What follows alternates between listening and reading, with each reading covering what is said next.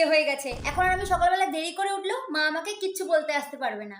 আগে আমার আর ওর কোনো ফটো স্টোরিতে দিতে হলে পুরো গোষ্ঠী রিলেটিভকে আগে হাইড করতে হতো, বাট এখন কিচ্ছু করতে হবে না, এখন সবাই আমার স্টোরি দেখতে পারবে।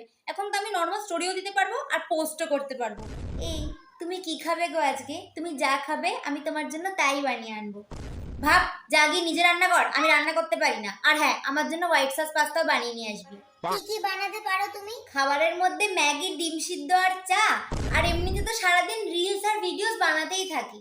হ্যালো, বলছি শোনো না, তোমার মা আমাকে বলছে ঘর মুছতে। তুমি তো জানোই আমি ঘর মুছতে জানিও না, আর আমার কোমরেও খুব ব্যথা। তো তুমি বাড়িতে আসলে তুমি ঘরটা মুছে দেবে গো? ঠিক আছে, মুছে দেবো। ঠিক আছে, থ্যাংক ইউ, রাখছি। হ্যাঁ, আমি এক জায়গায় যাবো, একটু মেকআপ করবো। ঠিক আছে, টাটা। চিংড়ি মাছের মালাইকারিটা বানাও তো বৌমা। আমি তো ওসব বানাতে পারি না শাশুড়ি মা, তবে হ্যাঁ খেতে পারি। আপনি বানান, আমি খেয়ে নেব।